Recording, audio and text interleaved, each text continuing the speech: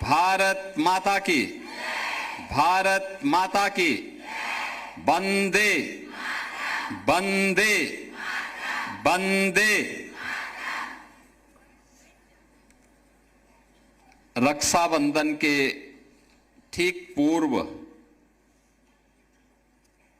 लोकमाता अहिल्याबाई होलकर के नाम पर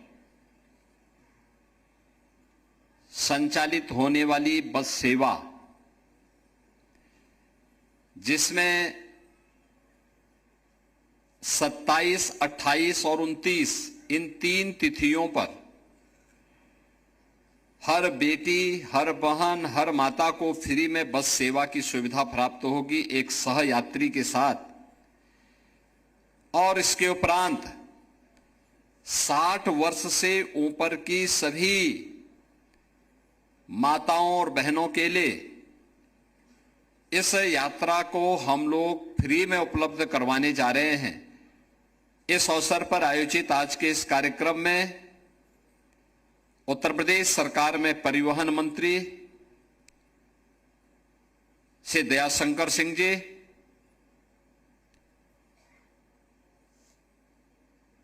माननीय सांसद राज्यसभा से ब्रजलाल जी, लखनऊ की महापौर श्रीमती सुषमा खड़गवाल जी, माननीय विधायक डॉक्टर नीरज बोरा जी, माननीय विधायक गोपी श्रीवास्तव जी, माननीय विधायक श्री अमरेश कुमार जी, विधान परिषद सदस्य इंजीनियर अवनीश कुमार सिंह जी, श्री उमेश द्विवेदी जी, डॉक्टर लालजी प्रसाद निर्मल जी, उत्तर प्रदेश सरकार के सलाहकार श्री अवनीश अवस्थी जी, अपर मुख्य सचिव परिवहन एवं अध्यक्ष राज्य सड़क परिवहन निगम श्रीमती अर्चना अग्रवाल जी, प्रदेश के सभी 75 जनपदों में अलग अलग कार्यक्रमों में उपस्थित प्रदेश सरकार के हमारे सभी मंत्रीगण, माननीय सांसदगण, विधायकगण, आयोग और बोर्ड के अध्यक्षगण और उपस्थित बहनों और भाइयों, मैं सबसे पहले रक्षाबंधन के अवसर पर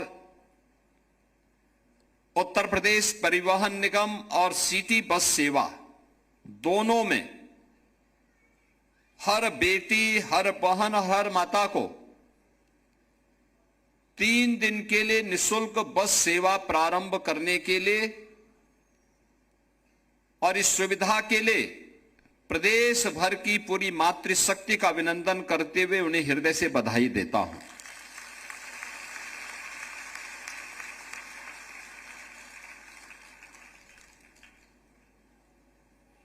और 29 के बाद 60 वर्ष की कोई भी महिला जो उत्तर प्रदेश की वासी हो, अपना वोटर आईडी कार्ड दिखा करके या आधार कार्ड दिखा करके इस यात्रा का लाभ ले सकती हैं। उनसे कोई भी किराया नहीं लिया जाएगा। ये 2 प्रकार की सेवाएं आज एक साथ प्रारंभ हो रही हैं। पहली बार महिलाओं के हित में काम करने वाले हमारे परिवहन मंत्री श्री दयाशंकर सिंह जी ने कहा कि ये कब घोषणा करें। हमने कहा भी रक्षाबंधन से अच्छा अवसर और क्या हो सकता है। और आज रक्षाबंधन के अवसर पर हम इस यात्रा को प्रारंभ करने जा रहे हैं। तो उन्होंने कहा क्या हो सकता है इस अवसर पर। हमने कहा भी सभी 75 जनपदों में आयोजन करिए, माताएं बहनें आएंगी, उनको मिष्टान दीजिए, रक्षाबंधन की बधाई दीजिए, इस योजना की अभिनंदन भी करिए। और आज इसी कार्यक्रम में हम लोग सभी एकत्र हुए हैं। सभी माननीय जनप्रतिनिधिगण यहां पर उपस्थित हुए हैं और इतनी भारी संख्या में लखनऊ, सीतापुर, उन्नाव, बाराबंकी और रायबरेली अन्य जनपदों से आप लोग भी आए हैं। मैं आपका इस अवसर पर हृदय से बधाई देता हूं और सभी 75 जनपदों में आयोजित कार्यक्रमों में उपस्थित माताओं बहनों को भी हृदय से बधाई देता हूं, अपनी शुभकामनाएं देता हूं। आज जब हम इस कार्यक्रम में उपस्थित हैं, मैं आप सभी से एक बारे में जरूर बोलना चाहूंगा। ये जो सरकार आज आपके लिए इस योजना का शुभारंभ कर रही है, सबसे पहली बात तो जो यहां पर कहा गया, योजना का नाम हम लोगों ने रखा है लोकमाता अहिल्याबाई निशुल्क बस यात्रा। लोकमाता अहिल्याबाई होलकर का महिला स्वावलंबन में बहुत बड़ा नाम है। उन्होंने जब ये देश मुगल आक्रांताओं के अराजकता की चपेट में था, उस समय लोकमाता अहिल्याबाई होलकर ने उस समय न केवल सुशासन के लक्ष्यों को प्राप्त करने के लिए, बल्कि भारत की आध्यात्मिक और सांस्कृतिक विरासत के संरक्षण के साथ ही महिला स्वावलंबन का एक आदर्श उदाहरण प्रस्तुत किया था। न्याय की कसौटी पर उन्होंने उस समय जो तय किया था, आज उसका परिणाम हम सबके सामने है। जो चर्चा अभी यहां बृजलाल जी कर रहे थे, जो चर्चा यहां पर अभी श्री दयाशंकर सिंह जी कर रहे थे कि काशी में काशी विश्वनाथ का मंदिर हो या फिर सोमनाथ के मंदिर का,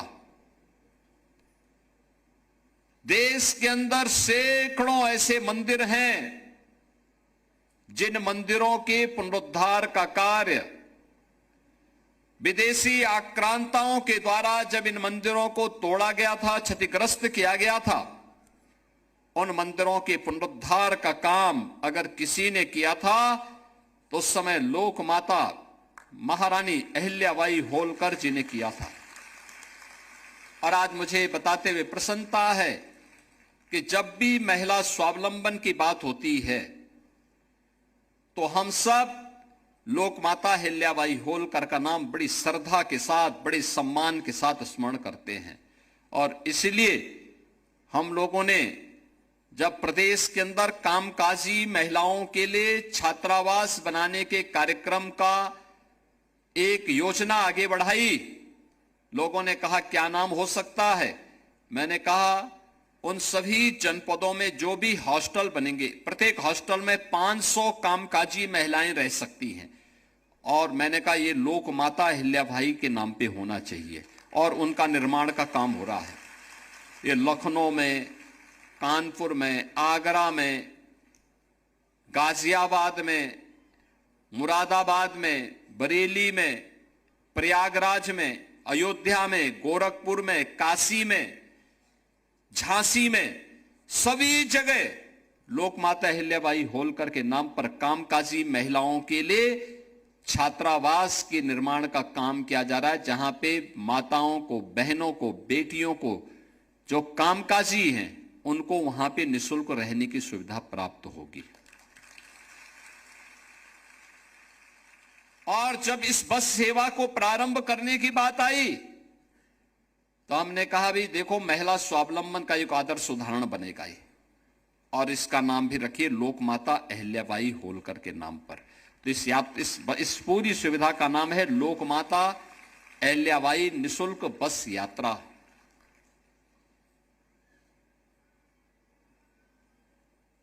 यानी कल से लेकर यानी 27, 28 और 29 को तो हर बेटी, हर बहन, हर माता अपने एक सह यात्री के साथ उत्तर प्रदेश परिवहन निगम की बस में या सिटी बस की सेवा में निःशुल्क यात्रा कर लेगी। और इसके बाद 29 के बाद 60 साल से ऊपर की माताओं के लिए बस यात्रा आईडी कार्ड उनका प्राप्त होने पर, वोटर आईडी कार्ड हो या आधार कार्ड हो, उस आधार पर फ्री में वो यात्रा रहेगी। वे कहीं भी उत्तर प्रदेश के अंदर जा सकती हैं, कहीं कोई दिक्कत नहीं होगी, कोई किराया उनका नहीं लगेगा। आपका किराया अब हम लोग देंगे, सरकार आपका किराया भरेगी। इसलिए इन दोनों स्कीम को एक साथ यहां पे लागू करते हुए मुझे बहुत प्रसन्नता की अनुभूति हो रही है। बहनों, माताओं, आज जब हम सब यहां पर उपस्थित हुए हैं तो मुझे यह बताते हुए प्रसन्नता की अनुभूति हो रही है कि हमारी सरकार डबल इंजन की सरकार है, जो प्रधानमंत्री मोदी जी के मार्गदर्शन में, उनके नेतृत्व में काम कर रही है।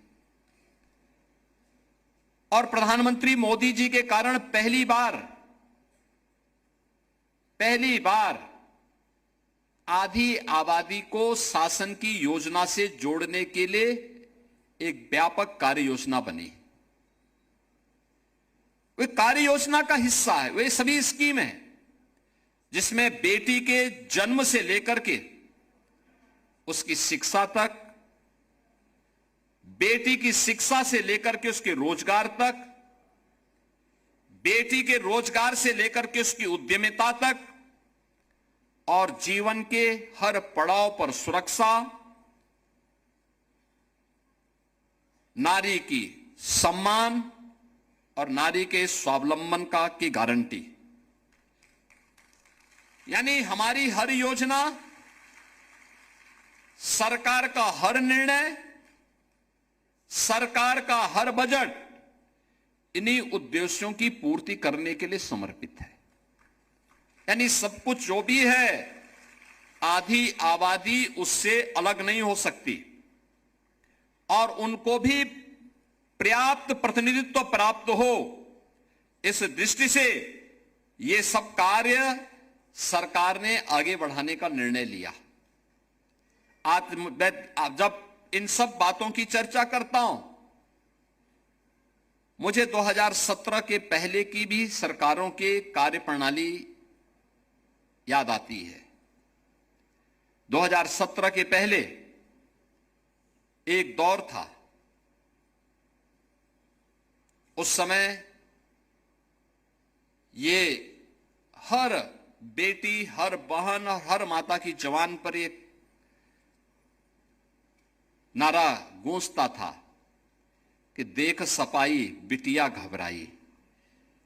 यानी जिन गुंडों को देख करके बिटिया घबरा जाती थी, यह नारा उस दौर के, उस गवर्नेंस के मॉडल का नाम है जिसमें बेटी की सुरक्षा पे संकट था, जहां पे उनका कोई सम्मान नहीं रह गया था।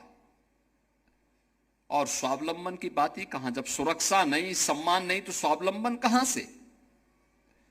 न कोई इंटीग्रेटेड हेल्पलाइन थी, न कोई कमांड सेंटर था, न सीसीटीवी का नेटवर्क था, न महिला बीट सिस्टम था, न महिला हेल्प डेस्क।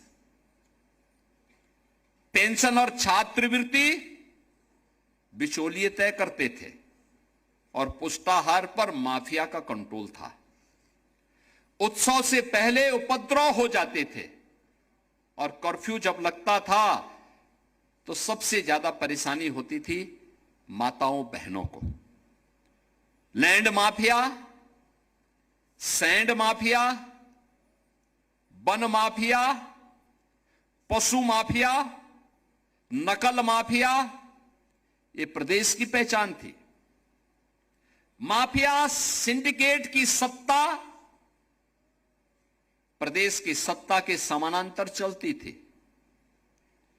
और बुंदेलखंड में हम जाते थे, पूरी जिंदगी माताओं और बहनों की मटका में पानी ढोते ढोते व्यतीत हो जाती थी। गरीब परिवारों के घर में शौचालय नहीं थे। माताएं, बहनें, बेटियां अंधेरा होने का इंतजार करती थी। उस दौर की बेटी के सामने सुरक्षा नहीं थी, किस्मत का वो इंतजार करती थी। निराश्रित महिला पेंशन, वृद्धावस्था पेंशन, छात्रवृत्ति, हर योजना में कमीशन की काली साया मंडराती थी। मुद्रा योजना का पैसा हो या पुष्टाहार का बजट, ये सब रास्ते से ही गायब हो जाते थे। गरीब की बहू बेटी अपने आप को सुरक्षित महसूस करती थी। बेटी के जन्मदिन पर बधाई नहीं, लोग चिंता होती थी, क्योंकि परिवार को पढ़ाई और शादी दोनों का बोझ दिखता था। और जहां पे बेटी सुरक्षित नहीं, जहां उसका सम्मान नहीं, कहां से स्वावलंबन होता है। परिणाम था, पूरे यूपी के अंदर मात्र 12% बेटियां ऐसी थी जो अपने पैरों पर खड़े होकर के कहीं काम धाम करने के लायक हो पाती थी। नकल एक उद्योग बन चुका था और विपरीत परिस्थितियों के बावजूद मेधावी बेटी मेहनत करती थी। डिग्री पैसे वाला खरीद लेता था, यानी मेहनत बेटी की होती थी, लेकिन उसकी डिग्री कोई माफिया खरीद करके उसकी नीलामी कर देता था। नौजवान, व्यापारी और कारीगर सब पलायन करने के लिए मजबूर थे। बेटी सिर्फ बस पकड़ने से नहीं, सपना देखने से डरती थी। आप उसे एक भावना के तौर पे न देखें, उसे केवल हम इन्हें माने कि एक होती थी, बल्कि वह एक पूरे अर्थशास्त्र के रूप में भी अगर आप उसको देखें, जब आधी आबादी घर पर बैठ जाएगी, उत्तर प्रदेश को बीमारू होना ही था। यही तो होता था यूपी में, यही तो पहचान का संकट था। आधी आबादी को न सुरक्षा थी, न सम्मान था, न स्वावलंबन था, तो हमारी आर्थिक स्थिति बदहाल होनी थी। और इसीलिए तो यूपी उस दौर को जब याद करता है तो रोंगटे खड़े होते हैं। कहीं दंगे, कहीं कर्फ्यू, कहीं असुरक्षा, कहीं उपद्रव, हर योजना में बेईमानी और भ्रष्टाचार। लेकिन धर्म चक्र बदलता है। अगर उस समय उपद्रव था तो मोदी जी के नेतृत्व में जब डबल इंजन की सरकार यूपी में आई तो उपद्रव को उत्सव में बदल दिया गया है।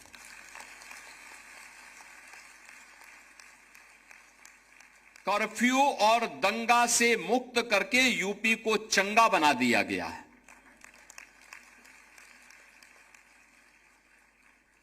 अब हर योजना का केंद्र बिंदु बेटी है, आधी आबादी है। हमारा पहला संकल्प था उत्तर प्रदेश की बेटी को भय मुक्त वातावरण देंगे, उसे अपने विश्वास के दम पर खड़ा होने का पूरा अवसर देंगे। और मुझे प्रसन्नता है कि हमने जो कहा था बेटी को सुरक्षा की गारंटी देंगे, ये केवल एक फिजिकल सिक्योरिटी नहीं थी, ये मेंटल सिक्योरिटी भी थी, हेल्थ सिक्योरिटी भी थी। आज हमारे पास मिशन शक्ति केंद्र है। हर शहर में AI based safe city network है और 1090 ता 112 का इंटीग्रेटेड रिस्पांस सिस्टम भी हमारे पास मौजूद है। बेटी की सुरक्षा में घर के अंदर हो या घर के बाहर कहीं किसी ने सेंध लगाई तो मान करके चलो कि सेंध लगाने वाले के लिए जेल या जहन्नुम में से कोई एक जगह तय हो जाएगी। कोई सुरक्षा में सेंध नहीं लगा सकता। और पहली बार उत्तर प्रदेश में क्या देश में महिला बीट पुलिस अधिकारी की तैनाती हुई।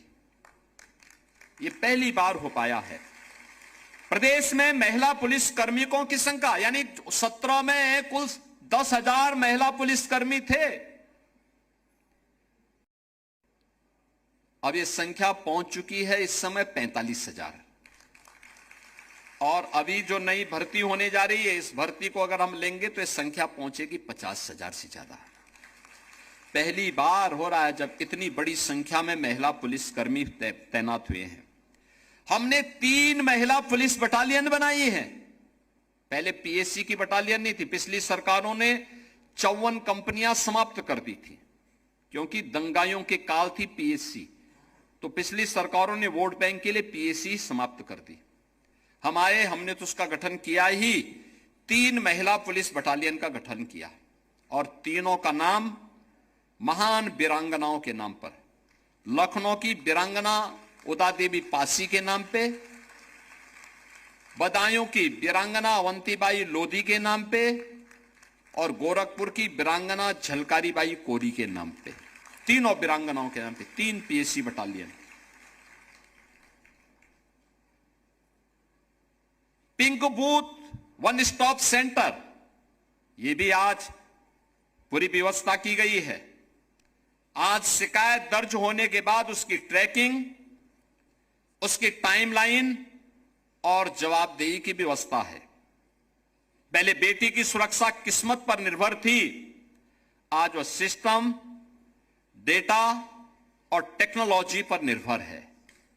हमारा लक्ष्य सिर्फ केवल यह नहीं है कि बेटी घर पहुंचने के बाद सुरक्षित रहे, बल्कि हमारा लक्ष्य है बेटी घर से निकले, कार्य करे, कारोबार करे और रात में भी अपने अधिकार के साथ सुरक्षित घर लौट सके।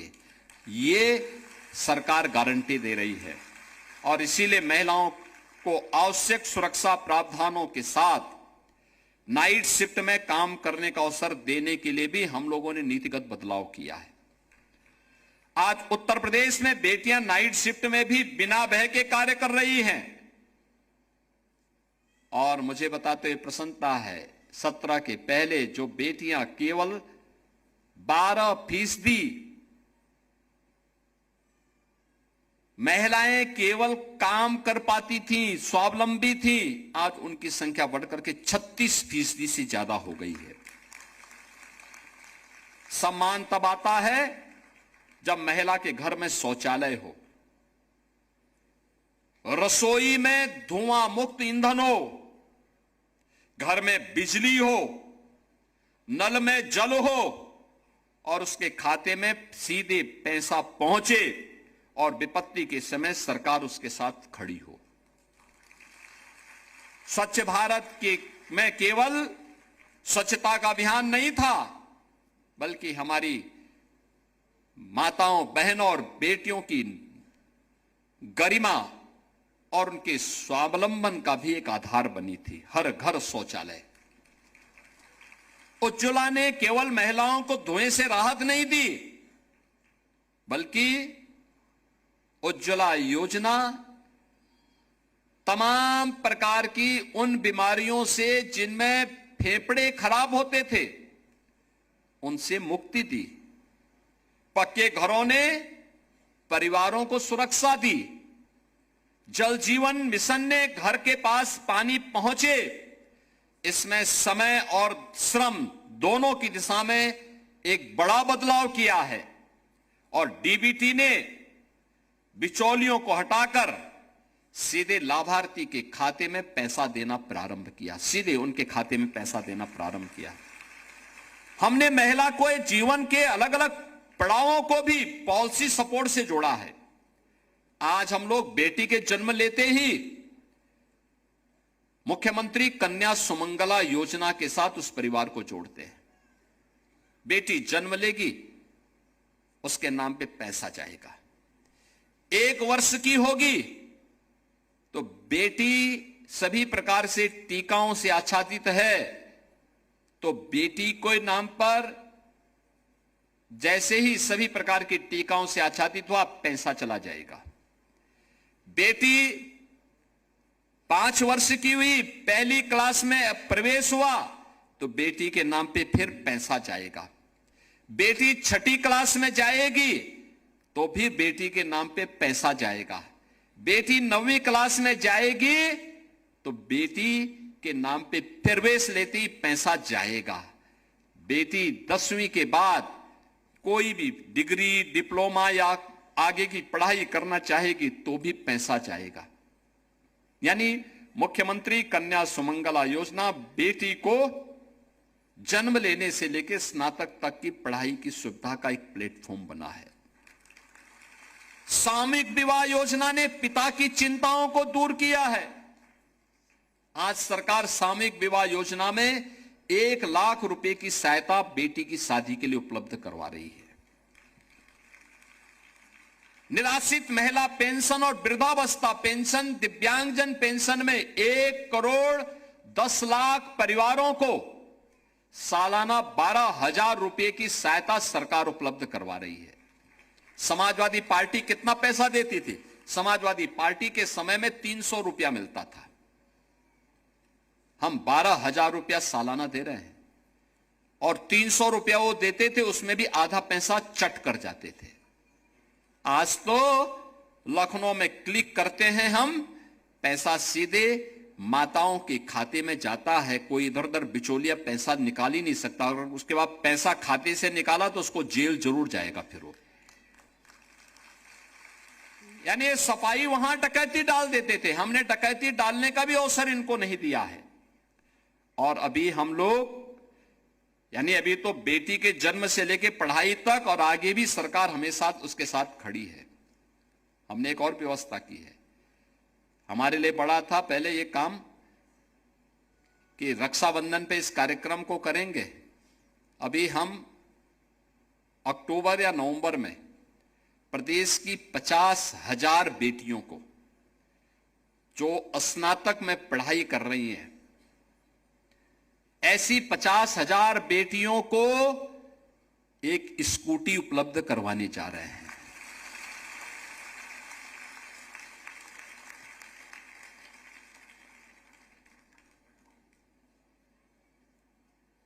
हमने प्रदेश में 1 करोड़ से अधिक महिलाओं को ग्रामीण क्षेत्र में जहां उनका मकान है, उस मकान का मालिकाना अधिकार दिया है घरौनी के रूप में और महिला के नाम पर है। 65 लाख परिवारों को एक एक आवास दिया है। आवास की मालकिन वहां पर महिला है, यानी महिलाओं को ही उसका अधिकार दिया है।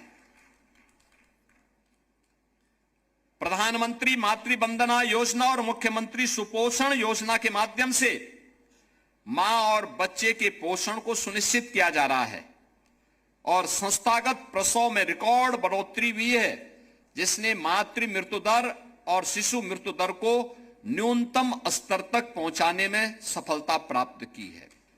यानी मृत्यु दर को न्यूनतम स्तर पर पहुंचाना। उज्ज्वला योजना ने रसोई से धुआं हटाया है। पक्का आवास, सिर पर पक्की छत दे करके उन्हें सुरक्षा प्रदान की है और शौचालय ने महिलाओं के सम्मान और उनको गरिमा दी है। पहले पेंशन बिचौलिया हजम कर लेते थे, अब सीधे खाते में जा रही है। जनधन अकाउंट के खाते में, आपके स्वयं के खाते में जा रही है। यानी हमने महिलाओं को, आधी आबादी को केवल सुविधा नहीं दी, बल्कि उनको एक उसका ऑनरशिप दिया है, यानी उनका सम्मान मिले और उस सम्मान के साथ वे जुड़ सकें। ये चीजें उनके साथ जिस रूप में आई हैं, क्योंकि हमने इस बात को तय किया कि जिस महिला की अपनी आय है उसकी निर्णय लेने की क्षमता बढ़ती है। जिस महिला की अपनी पहचान है उसका आत्मविश्वास बढ़ता है और जिस महिला की आर्थिक योगदान है, परिवार और गांव की अर्थव्यवस्था दोनों उसके कारण मजबूत होती है। इसलिए हमने तय किया है कि बहनों को मजबूत करेंगे, हम डिजिटल एंटरप्रेन्योरशिप तैयार कर रहे हैं। 8,000 न्याय पंचायतें यूपी में हैं। इनमें से आधी डिजिटल एंटरप्रेन्योर जो होंगी वह महिलाएं होंगी और उनके माध्यम से हम लोग ग्रामीण अर्थव्यवस्था को मजबूती प्रदान करेंगे। आज मुझे बताते हुए प्रसन्नता है कि प्रदेश में सेल्फ हेल्प ग्रुप के माध्यम से जो महिला स्वयंसेवी समूह है उसके माध्यम से खेती, पशुपालन, यहां पे फूड प्रोसेसिंग, हैंडीक्राफ्ट, रिटेल, अनेक स्थानीय गतिविधियों का संचालन उनके माध्यम से वहां पे हो रहा है। और यही सोच आदरणीय प्रधानमंत्री जी के लखपति दीदी के माध्यम से उसे आगे बढ़ाती है। इसी इकोसिस्टम में वीसी सखी, बैंकिंग कॉरेस्पॉन्डेंट सखी जैसी भूमिकाएं महिलाओं को गांवों में वित्तीय व्यवस्था को और मजबूती प्रदान करने में अपना योगदान दे रही हैं। आज वे गांव में महिलाएं बैंकिंग सेवाएं प्रदान कर रही हैं। अब टेक्नोलॉजी का दौर है। नमो ड्रोन दीदी, जिससे पहले एसएचजी की महिलाएं ड्रोन टेक्नोलॉजी के माध्यम से प्रदेश के अंदर कृषि क्षेत्र में एक नई क्रांति लाने में सफलता की नई ऊंचाइयों की ओर आगे बढ़ रही हैं। यानी अब कह सकते हैं कि चोले से चेक तक और चेक से कारोबार तक, कारोबार से टेक्नोलॉजी तक वे पहुंच रही हैं। प्रदेश में Baleni milk producer, Samarthya milk producer, Kashi milk producer, Baba Gorakhnath milk producer और सिरजनी मिल्क प्रोड्यूसर, ये 5 कंपनियां हैं जो 31 जनपदों में काम कर रही हैं और इनमें 4 लाख से अधिक बहनें इस मिल्क प्रोड्यूसर के माध्यम से आर्थिक स्वावलंबन की दिशा में अग्रसर हुई हैं। एफपीओज में महिला किसानों की भागीदारी बढ़ी है। 1 डिस्ट्रिक्ट 1 प्रोडक्ट और एमएसएमई में हजारों महिला उद्यमी बनी हैं। स्टार्टअप इकोसिस्टम में 50% भागीदारी महिलाओं की है। स्वावलंबन तभी पूर्ण होगा जब महिला के पास सिर्फ प्रोडक्ट न हो बल्कि उनके पास अपना मार्केट भी हो। इसलिए महिला समूह को ब्रांडिंग, पैकेजिंग, मार्केटिंग, प्रदर्शनियों में उनके प्रोडक्ट को ले जाने की व्यवस्था, डिजिटल कॉमर्स से उनको जोड़ने की भी एक पुख्ता व्यवस्था की गई है। इसी अप्रोच से सी मार्ट जैसे मॉडल महिलाओं के लिए एसएचजी प्रोडक्ट के लिए डेडिकेटेड रिटेल प्लेटफॉर्म्स और बाजार उपलब्ध कराने की दिशा में आगे बढ़ रहा है। हमारी दृष्टि स्पष्ट है, महिलाओं का उत्पाद गांव में बने, उसकी ब्रांडिंग प्रदेश में हो और उसके द्वारा जो प्रोडक्ट तैयार किया जाए वह देश और दुनिया तक पहुंचे। यही है लोकल वीमेन एंटरप्राइज को ग्लोबल मार्केट से जोड़ने का मॉडल। आधी आबादी को आर्थिक आत्मनिर्भरता तभी पूरी होगी जब फैसले लेने वाली मेज पर भी बहन बैठेगी। हमने पुलिस की भर्ती में अनिवार्य किया कि महिलाओं को 20% बेटियां भर्ती अनिवार्य रूप से हो, यानी अनिवार्य रूप से हो। अभी 32,000 भर्तियां हो रही हैं, उसका रिजल्ट आ चुका है, फाइनल चल रहा है। आप देखना 20% बेटियां वहां अनिवार्य रूप से भर्ती होंगे। पंचायत और स्थानीय निकायों में महिलाओं का प्रतिनिधित्व बढ़ा है और अब तो बेटियां ओलंपिक में को आबादी के अनुपात में उन्हें प्रतिनिधित्व प्राप्त हो। और इसी के लिए आपने देखा होगा प्रधानमंत्री जी ने देश की संसद में नारी शक्ति वंदन अधिनियम पारित करवाया। संसद और विधानसभाओं में भी महिलाओं को 1/3 प्रतिनिधित्व प्राप्त हो, अनिवार्य रूप से प्राप्त हो, इसके लिए कानून बनाया। मोदी जी उसको 29 में लागू करना चाहते थे, लेकिन एक कांग्रेस और समाजवादी पार्टी ने विरोध कर दिया। अभी संसद में पेंडिंग है। अवसर मिलने पर उसे पारित करने की दिशा में कार्य किया जा रहा है। और ये महिलाओं को प्रतिनिधित्व मिलना चाहिए। ये एक चैरिटी नहीं, या एक इकोनॉमिक इंटीग्रेशन है। जो वुमेन पार्टिसिपेशन को उत्तर प्रदेश में जो हमने 12% से 36% तक पहुंचाया है, हमारा प्रयास है ये कम से कम 50% तक पहुंचना ही चाहिए। इसको आगे बढ़ाना है। हर हाल में इसको आगे बढ़ाने की दिशा में किए जाने वाले प्रयास आज यहां पर हम सबके सामने हैं। और यही कारण है कि आज जो ये सुविधा यहां प्रदान की जा रही है, ये सुरक्षा से सम्मान तक, सम्मान से स्वावलंबन तक, और स्वावलंबन से उस नेतृत्व की यात्रा है जहां पर हर बेटी, हर बहन, हर माता अपने आप को पूर्ण आत्मनिर्भर महसूस करे। और उसी को ध्यान में रख करके डबल इंजन की भारतीय जनता पार्टी की सरकार ने बेटी के जन्म पर खुशी हो, उसकी पढ़ाई पर निवेश हो, उसकी सुरक्षा पर भरोसा हो, उसके काम पर सम्मान हो, उसकी आय पर उसका अधिकार हो, और उसके सपनों की उड़ान को पूरा एक इकोसिस्टम के साथ हम जोड़ सकें। इस दृष्टि से इसे हमने आगे बढ़ाने का काम किया है। और उसको आगे बढ़ाने की इस पूरी यात्रा को हमने आज महिला स्वावलंबन की प्रतीक लोक माता अहिल्याबाई के नाम पर इस निःशुल्क बस यात्रा को हम प्रारंभ करने जा रहे हैं। मुझे प्रदेश भर की आधी आबादी को, यानी प्रदेश में लगभग 12.5 करोड़ आधी आबादी महिलाओं की है, बेटी, बहन और माताओं की है। इतनी बड़ी आबादी को आज इस सुविधा को उपलब्ध कराते हुए प्रसन्नता की अनुभूति हो रही है कि इतनी बड़ी सौगात आज प्रदेश भर में उपलब्ध प्रारंभ की जा रही है। यह अंतिम नहीं है, ये शुरुआत है, एक शुरुआत है। और उस शुरुआत के लिए मैं रक्षाबंधन के अवसर पर जो एक कार्यक्रम हुआ है, इस कार्यक्रम के लिए प्रदेश भर की सभी माताओं, बहनों को, सभी बेटियों को हृदय से बधाई देता हूं। और मेरी उन सबसे अपील होगी कि रक्षाबंधन का आयोजन,